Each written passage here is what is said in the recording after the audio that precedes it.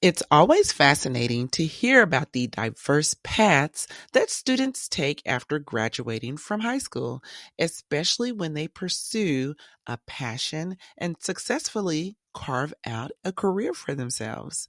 I myself continue to maintain contact with many of my alumni and have the opportunity to follow their lives and their careers. In today's Feature Friday, I sat down with one of my 2011 graduates, Adriana Caballero. She was one of my very creative and ambitious students who made it to DECA ICDC her senior year. She went on to study fashion merchandising and marketing in college and now works in the corporate office of a top beauty company. Listen in as she shares her post secondary journey, which I'm sure would benefit many seniors to hear as they prepare for the next phase of life. You're listening to Marketing Adventure, the hub for business, fashion, marketing, and other CTE educators who integrate marketing into the learning experience. I'm your host, Jackie Walker. Each week, I'll cover marketing education concepts, strategies, tips, trends, frameworks, and other information to equip you to connect your classroom to digital natives while cultivating an engaged learning environment. So come on into the room where your favorite beverage, snacks, and even your cell phone are all welcome. So welcome to Marketing Adventure with Jackie Walker. Today's guest is Adriana Caballero, and she may correct me on that pronunciation. But she can tell you what her name is in proper pronunciation. But Adriana, I want to welcome you to the show. So can you go ahead and just tell us a little bit about yourself? Yes, so I am Adriana Caballero. You got the name right. I mean, if we want to get to the Spanish Uh-huh. pronunciation, but we won't get Right. there. But yeah, I'm a former student of Miss Walker, Mm-hmm. and I graduated high school back in 2011 and Mm-hmm. TW back in 2015. So transitioned to my career now, and yeah, and welcome to 30 this year. So, Oh, uh, awesome. yeah, just a little glimpse. Okay, cool. So what did you study in college? So, I went to Texas Women's University for fashion merchandising. Mm-hmm. I left Skyline knowing that that's what I wanted to do. And so, I have a Bachelor in Science in Fashion Merchandising with my minor in marketing. Mm-hmm. Awesome. Yeah, you kind of followed along in my footsteps a little bit. Did Yeah. design with a minor in marketing. Right. So let's talk about your high school days. So you were in SCTSO called DECA, right? So tell me about your DECA experience. DECA was not something that when I went into high school, like not something that I thought I would be a part of, just because my sister went to Skyline too. So all I knew of DECA was the DECA store. And so I was like, yeah, I don't really think I want to do that. Like my parents aren't making me work in high school. I don't think I want to do it. But it being in the cluster program and just kind of learning of what DECA was really interesting. And it just opened up so many opportunities. It opened up so much like knowledge that like had I not done it or had I, like not looked to participate in it, like I don't think I would have done. It was pretty cool like talking to people that were at different high schools that didn't have like a DECA program or anything like that. They're like, wait, that's cool. You get to do that in high school. And so DECA was really cool. Just kind of, I feel like that's what like helped transition into college because we were thinking outside of the box. We weren't just like contained into being like average teenagers or so. We were thinking more outside the box. And then the year that we did the financial literacy project with DECA, I've like transitioned that into like my everyday life even now, so many years later. So really cool experience, something that I love that I did and was a part of. And I don't think my high school experience would have been the same without it. So that's so great to hear. So now, in competition, what was your greatest accomplishment with competition in DECA? I think just how far we got with the financial literacy. I mean, we had a great team with Tyler and Kayonda, and Mm-hmm. it was just really cool to see like how far we were able to get with it.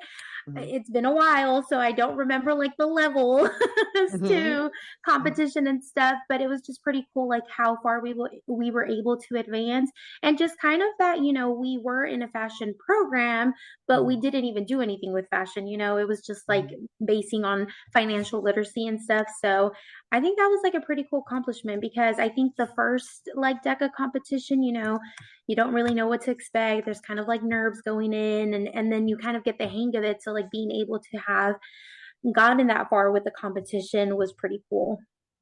Okay. Yeah. So you all went all the way to ICDC, to International DECA competition. So you got to compete. We were in Orlando that year. Were. Yes. And so it was pretty interesting because what was that same week? What was happening that same weekend, the DECA competition? That was prom weekend. I had to Right. make sure I was home early because we had an early morning flight. Yes, yes, yes. So that was a lot to take in for the weekend, but it was pretty fun. So Yes. let's you talked a little bit about how DECA has helped prepare you for, life. What are some skills do you think that you took from participating in a marketing program in school and then also in a DECA CTSO?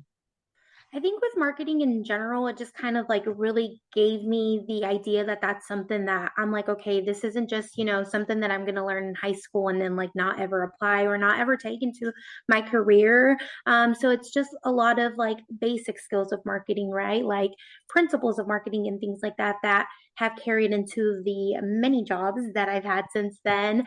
Mhm. And then with DECA overall, like I kind of mentioned, transitioning to like college where, it's school, it's a little bit more serious. You're honing in on like this interest, like you're not just, yes, you're taking your basics, but you've also chosen a degree to like work into. And so it kind of helped being like, okay, I really liked DECA and competition and preparing for that and learning about all of that.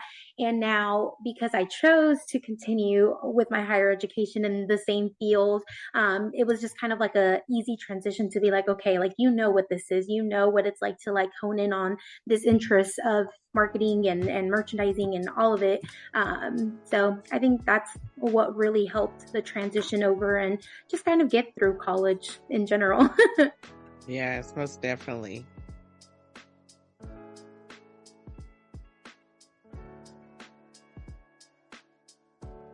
Now, I know as a part of the program for fashion marketing that DECA was built into the program. Did you participate in any other CTSOs outside of DECA for any other classes or anything? No, unfortunately, I didn't.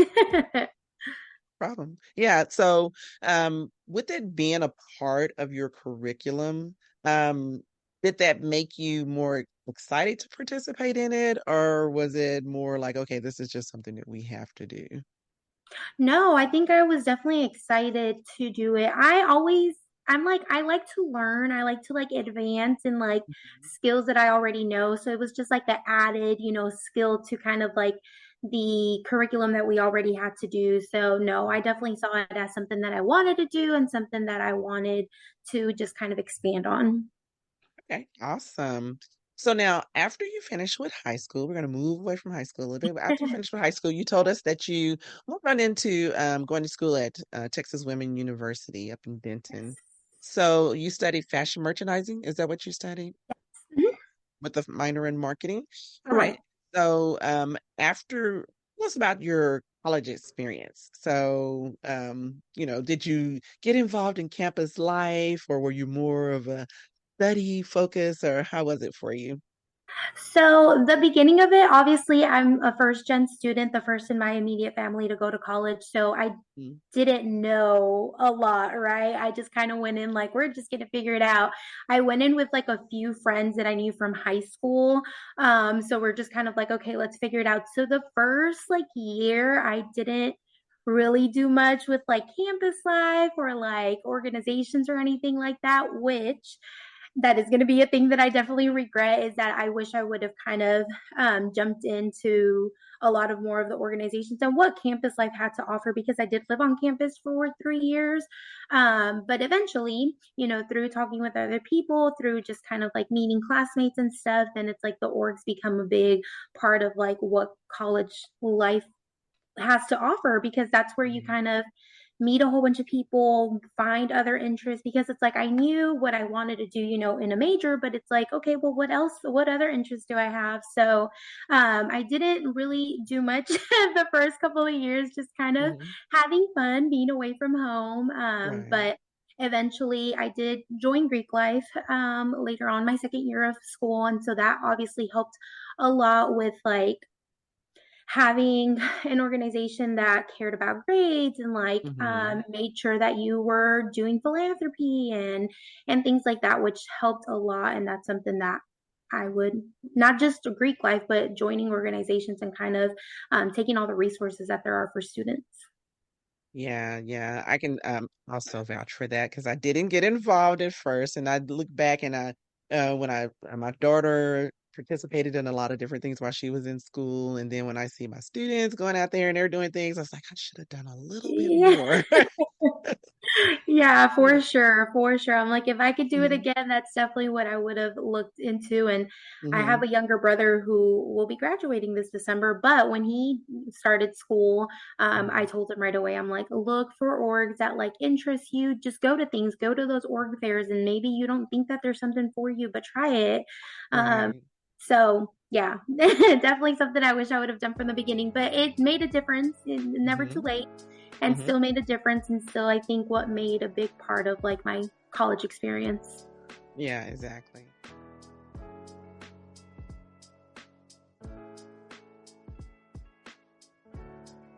So tell us about those survival skills in college. Like, what are some things that you relied on to make it through, those days of college and graduating and, forcing yourself to study because nobody's there to tell you to and all of that. One tells you. I mean, the biggest thing, it's like learning what my study habits were. Because, Hmm. at first it was just kind of like you're going to go with the flow, or, a group of friends invite you to do this or go study here. But like for me, I couldn't be at a coffee shop studying. Like I had to be like in complete silence. Like, let's go to the library and get a room there where it's just kind of like everyone works independently. I just can't study in like group settings more Hmm. so just because I didn't have classes where there were like too many group projects or if there were group projects, you dedicated time for that. But like study habits, I had to learn like what worked best for me. Right. So I feel like without knowing that, like I'm a person that I write. I can like be reading it, I can hear it, but I need to like write it myself. And I can be looking at the book, but just like writing it in my journal is like what helped me. So just kind of figuring out what works for you ended up being like a big survival because again, I didn't go in knowing that like writing was the way that I like to study or that I needed to study in like an individual setting, not so much with the group. So that would definitely be one of them. Um, Joining organizations as we talked about, just kind of exploring campus life and all of that. Even if you don't live on campus, even if you commute, there's still a lot that's available there and just kind of like taking advantage of the resources. And I would say another survival tip would be like for me, because I like to write things down, I need a planner. I need a physical Hmm. planner. And like my planner can look like, some days are like filled, filled, filled, and some days are empty, but it's nice to have like a grasp of like what does this week look like or what does my month look like.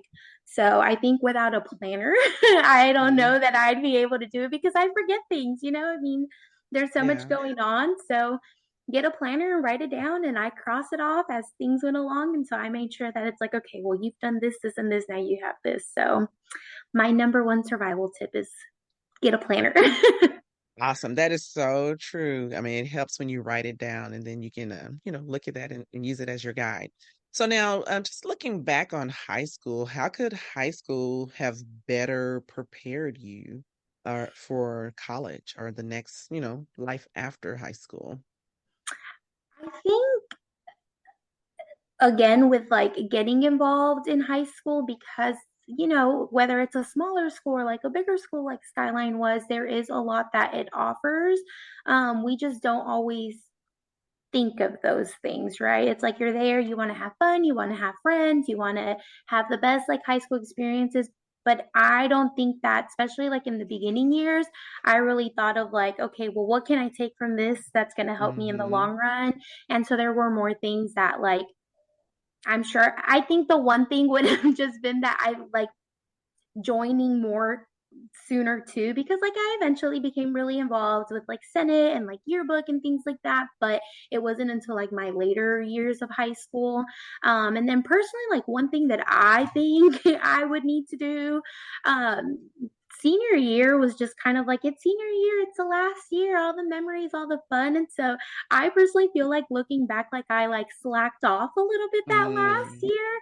And then it was so hard to start going to school again and being like, okay, you're not just here to have fun. Like, you can't just take this as a slack off year the way that you chose to do your senior year. So that was something that like I had to readjust to be like, okay, you're not just here to have fun. Like, you're here for more than that. And so, personally, just looking back, I could have prepared better by just kind of continuing on that route of like, okay, if what I'm doing now is going to help me in the future, what can I do different? And I think that would have been one of them.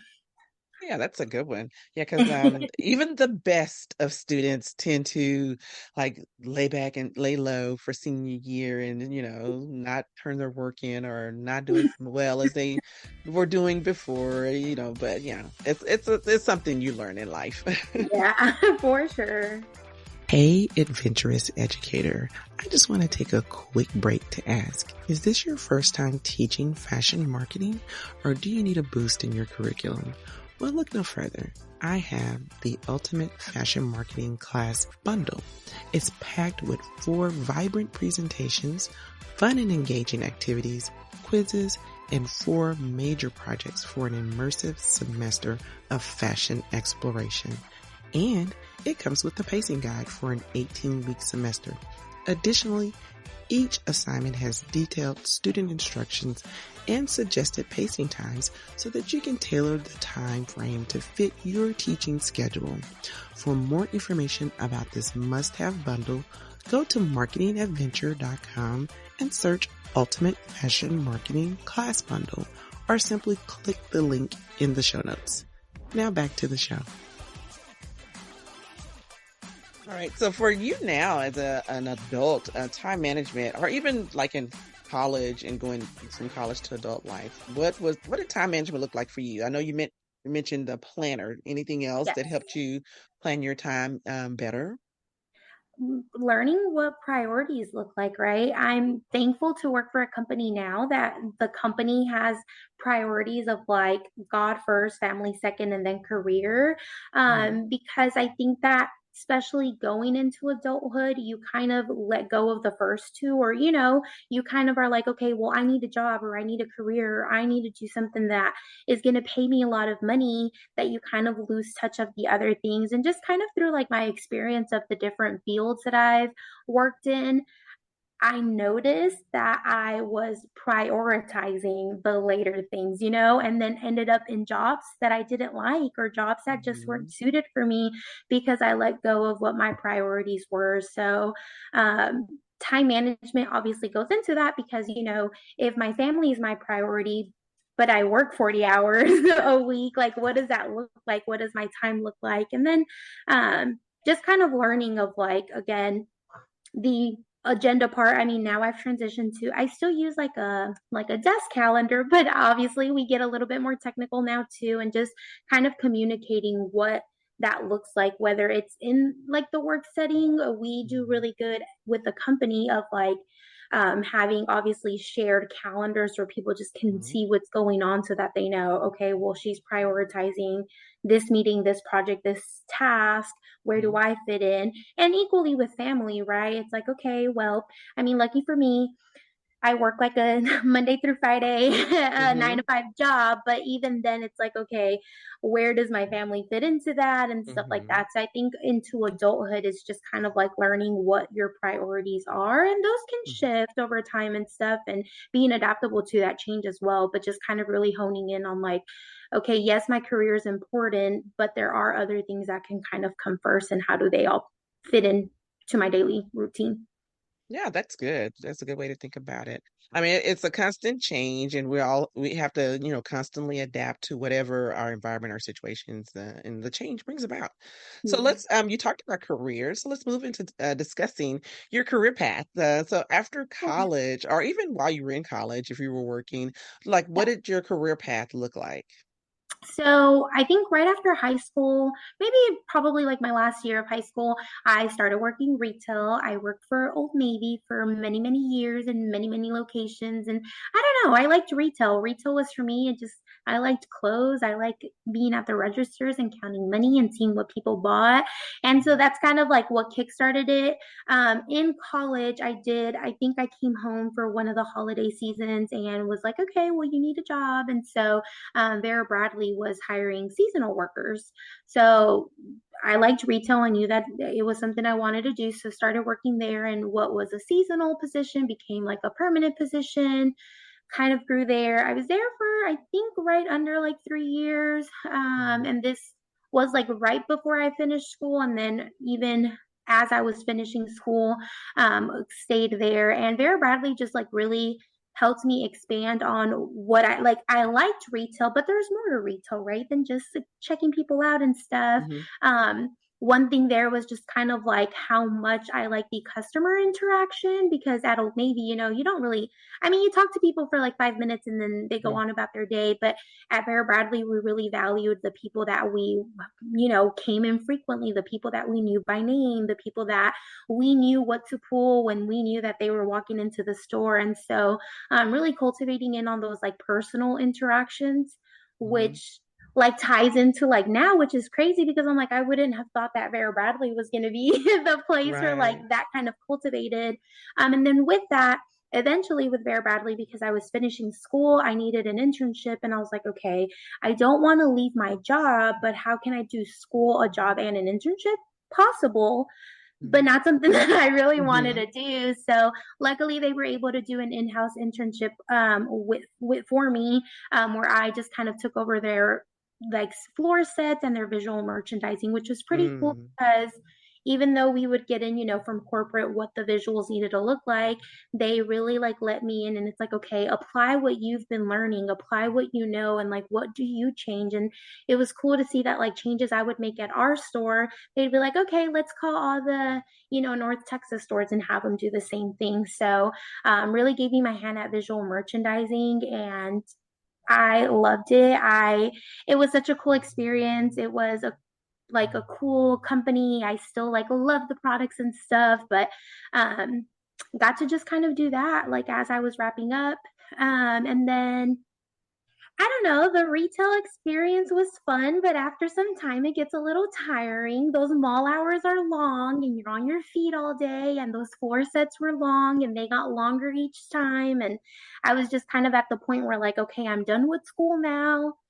I don't want to work at Vera Bradley forever, but like, what do I want to do? Vera Bradley had positions in their corporate, but I can't think of where their corporate is. I want to say Mhm. it's somewhere that it was not desirable for me to move to. So it was Right. just kind Right. of like, well, where do I go from here? And just took the opportunity that came to me. I went into property management.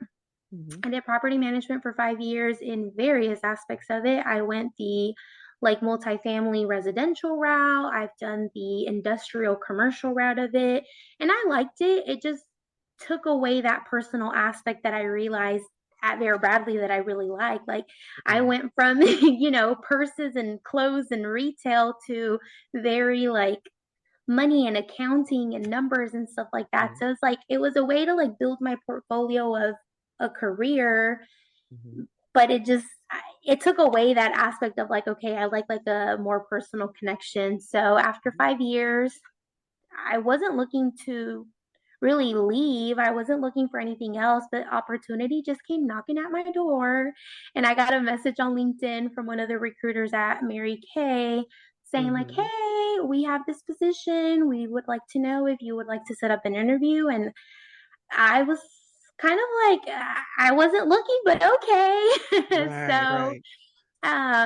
2.5 years ago now, or a little bit, yeah, about 2.5 years ago, that happened. It was Mm-hmm. basically with their customer service, just taking in what their customer service, because of all the retail experience that I had, and just how can it improve? Like, what did that look like? And a lot of the training, so a lot of training for new hires that came onto like the customer service team, and just kind of taking all the customer service experience that I had and making Mary Kay stand out. We don't just have regular customers, we have independent contractors that are working Mm-hmm. to provide us jobs, right? Because without us, without them, we don't have jobs. And so, what can our customer service representatives do to like take that up a notch? And so, I was there for a year and a half, and then another opportunity came up because obviously working at a company with 4,000 employees, you meet a lot of people. And Mm-hmm. um, I'm now in the career car services department, so Uh-huh. big shift. I would have Uh-huh. never thought that that's where I'd be, but Uh-huh. very cool to be part of like the we're under the recognition department of Mary Kay. Mm-hmm. So obviously for those independent beauty consultants, there's a lot of recognition that comes into all the work that they do. And so one of those being a career car, Mm-hmm. most famously our pink Cadillacs. And Right. so all the back end that comes with that. So ordering cars in advance and forecasting orders, because we need to know how many orders of cars we're going to need, Mm-hmm. in the next 2 years, making sure that production of those cars is going to line up. Then we have things like strikes that come up. And so a lot of like the back end of the career car services department. And so I've been in that department for about a year now. It's been great. I love it so much. I would have never thought that that's where I'd see myself. And so it circles back because I get that one-on-one connection because we know our car drivers. I Mm-hmm. mean, I can see a name and I can tell you what she drives or how long she's been driving a career car because you get to build that up with them. They might be struggling with something and you're the one that they're going to call. So, just kind of like circling back in, all my Mm-hmm. retail experience came back in with Mm-hmm. like customer service and everything of being able to provide to these people. Mm-hmm. But then obviously throughout the years of like property management, we keep, records on like accounting and stuff like that too. So, Mm-hmm. somehow, some way, it feels full circle. Not where I'd ever Yeah. see myself, but I mean, do we ever really know where we're gonna end up? That is so true. And as you were talking about, like, buying the vehicles and everything, it just reminded me of going to market, even in the fashion industry, and buyers have to go out and purchase for their stores and things of that nature. And they have to know, the budget and all of Right, that kind of stuff. So it really reminded me of that same sort of industry. So it's kind of the same thing. It's just a different product. right. It's cars. Yeah. Yeah, Yeah, that's yeah. And I think excellent. about that because we talk about forecasts, when we have to Hmm. look at what cars we're ordering, we're looking at forecasts. And I was like, wait, the first time that I sat in on one of those meetings, I'm like, it's kind of like trend forecasting. So I was like, I Hmm. know what this is. Like, you Hmm. don't think about what am I going to wear 2 years from now, but trend forecasters have to, and not just two Hmm. years, but, at a bigger like increments of time. And so yeah, it's been pretty cool how like things that I never thought would be full circle like Hmm. come back and I'm like, wait, I know a little about this. Yeah, that is so cool. I never even thought about the back end of the person who has to actually order those cars. You just always see the end result and somebody driving down the street in their pink Cadillac. So that's Yeah, I never wonderful. thought of all the back end to it either, like title and Hmm. licensing and Hmm. registration. And we have Hmm. to know what registration requirements are in each state and counties and things like that. So I've learned a lot in the year that I've been there, a lot more than I ever thought I'd know about cars or title and licensing, but Yeah, here we are. that's excellent.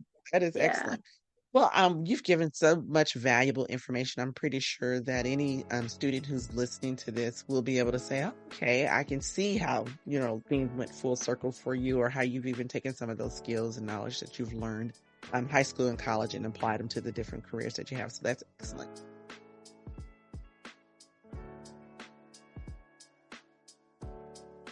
So I'm moving to an area that I like to call Tell Me More. And it's just, a little, just a few questions just to ask you about yourself and things that you can share. So it's just meant to be a little fun section. And then we'll wrap up with a couple of questions here. All right. So, what's one must-have resource, as a young adult that you could not live without or, that helped you? You're gonna hear it again, but my agenda, my planner.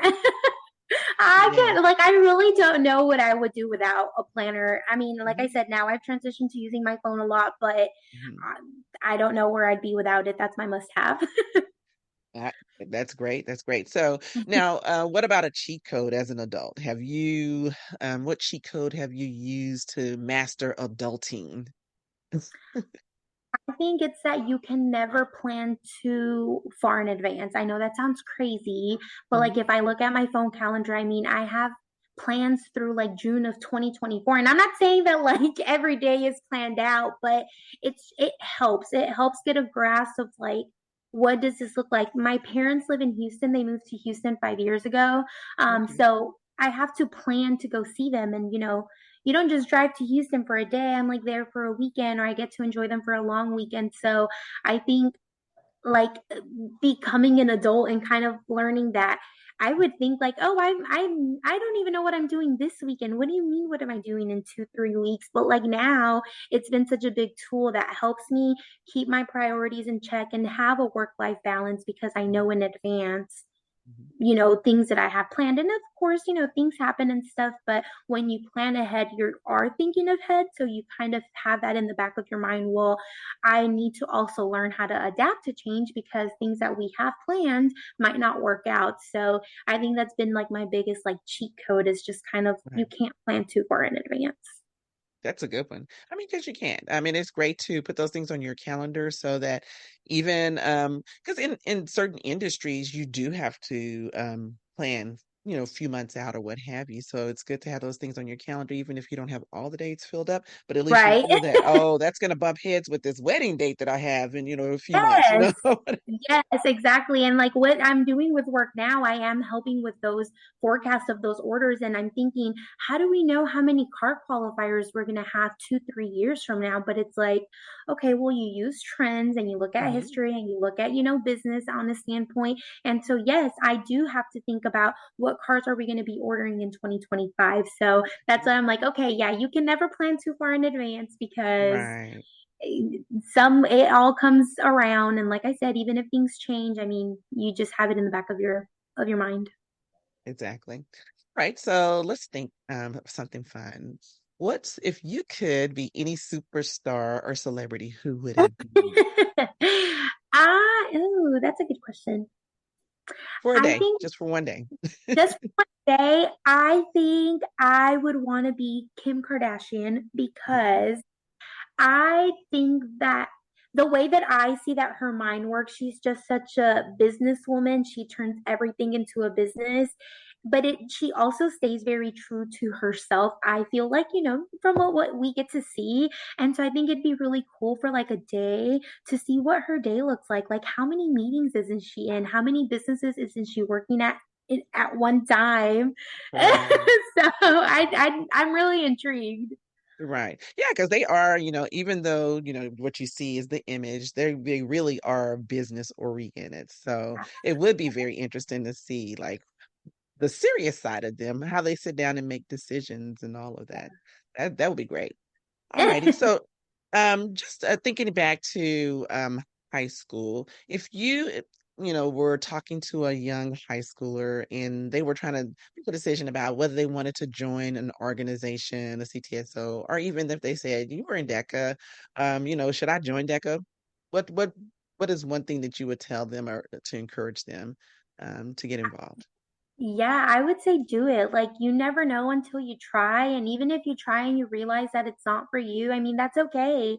I would say like take the risk. I mean, it's not necessarily always like a high jump, it might be a little skip of Mhm. just going for a day, looking at what it looks like. And then if you decide that it's not for you, you're never left with the what if you tried it. Mhm. So I would say, I mean, just do it. If there's an interest, if there's like a peak of interest or someone brings it up to you and you're like, should I? I mean, you just never know. So I would say try it. You don't have a lot to lose. And so you don't know what opportunities are going to come out of it. Or again, maybe it's not just for you, but it also helps, guide you to what you do want to do. Yeah, exactly. And then, the friendships along the way that you get to Yes. build and all the fun you get to have. Awesome. So my last question is to thinking about advisors, because this is going to be seen by mostly teachers who are advisors or sponsors of a program. What is something that you would tell an advisor or sponsor that could be of encouragement to them or even advice on how to engage their students or what have you in the program? I think just like overall encouragement because Mhm. sometimes I didn't think I was like a words of affirmation person.